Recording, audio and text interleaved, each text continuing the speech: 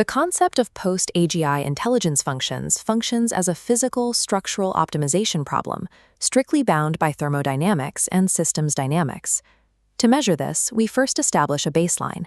Competent AGI is defined as an artificial system that reaches the median human cognitive baseline across most general tasks. Artificial superintelligence, or ASI, is a severe step up. This is an entity that reliably outperforms coordinated groups of tens of thousands of human experts across every domain of human activity. Biological brains are constrained by physical volume and slow communication. Digital intelligence bypasses this through lossless replication, the ability to scale subjective time, and high bandwidth sharing of parameters across a network. Crossing the threshold from AGI to ASI requires solving massive hardware and coordination challenges. It is a strictly mechanical milestone. This chart maps the Leg-Hutter intelligence score, an agent's average performance across all computable environments, against effective compute. Here is the AGI threshold, and further up, ASI. But this chart has a mathematical roof. At the very top lies universal AI, formalized as the AIXI framework. Universal AIXI represents a theoretically perfect agent. It optimally balances exploration and exploitation, maximizing expected cumulative reward across all possible computable environments, using the most data-efficient method possible. Yet executing AIXI requires infinite computing power. It is strictly incomputable in our physical universe. Modern deep learning architectures, including massive transformer models and reinforcement learning agents, are simply resource-bounded attempts to approximate AIXI from below. The trajectory to ASI is a race. Algorithmic pathways are pushing this performance curve upward, while physical and economic bottlenecks are dragging it down. The primary driver of recent AI progress is quantitative scaling. We feed these systems massive increases in training compute, parameter counts, and test time processing. But scaling requires data, and we are hitting a ceiling. Current projections indicate we will exhaust the global supply of high-quality human text before the end of this decade. This is compounded by physical constraints. Pumping more data through larger models runs into severe memory bandwidth limits and the difficulty of scaling high-speed interconnects between thousands of chips. To bypass this data wall, systems generate their own data. In games like Go, systems like AlphaZero used self-play and test-time search to discover highly effective strategies entirely outside human training data. When an AI distills its own data, it formulates strategies that sit completely outside human intuition, forcing human experts to navigate alien logic spaces. As the reservoir of human-generated text reaches exhaustion, further scaling requires a transition from the consumption of human history to the synthesis of valid, machine-generated data ecosystems. If scaling stalls, progress relies on algorithmic evolution.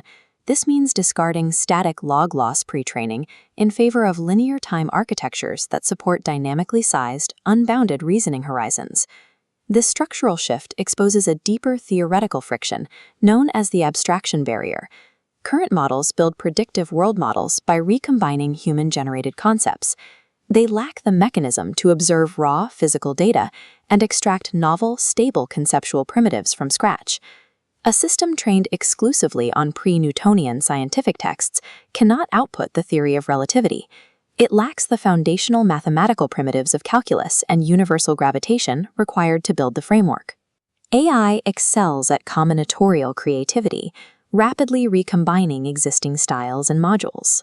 But true empirical discovery requires establishing new rules of reality that have never been documented. DeepMind CEO Demis Hassabis proposed a specific test. If an AI were given only the information available in the early 1900s, could it invent general relativity? Currently, the answer is no. Something architectural is missing. Breaking the abstraction barrier requires validating hypotheses against physical reality. Because physical experiments take time, this introduces a severe latency constraint into the system's development speed. The third vector is recursive self-improvement. This occurs when AI systems begin automating the research and development of their own underlying technology. At the extreme, this takes the form of genotypic self-improvement, where an AI autonomously rewrites its core architecture to increase efficiency per unit of compute. The drag on this vector is the natural exhaustion of scientific low-hanging fruit. As research fields mature, maintaining a linear rate of progress requires an exponentially larger investment of resources and effort. Running millions of artificial researchers at superhuman speeds provides a massive burst of cognitive labor. The question is whether that scale can outrun the exponential difficulty of finding the next major breakthrough.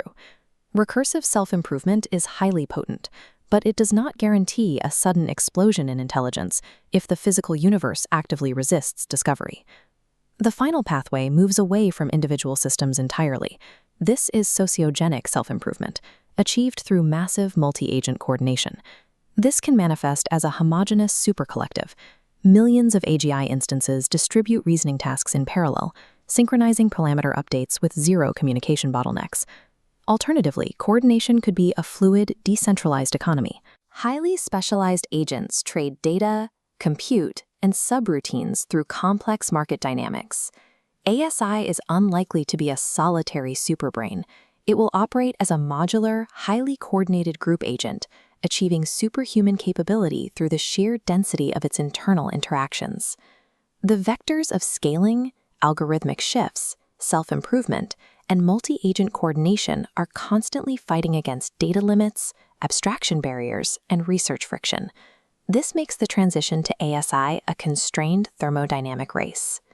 This graph tracks the trajectory of AI progress.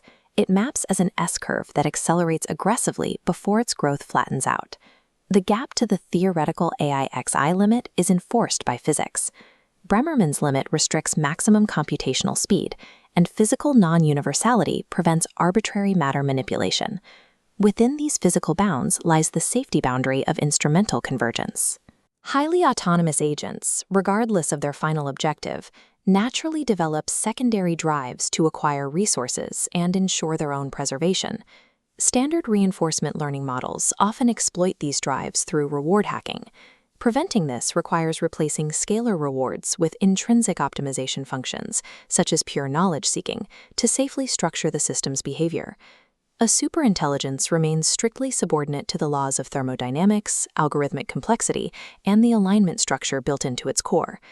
The final architecture of superintelligence takes the form of a globally distributed, planetary-scale macrosystem.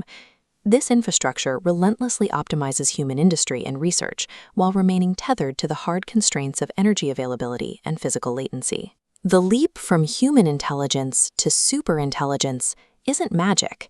It is the ultimate optimization problem, played out against the hard, unyielding limits of the universe.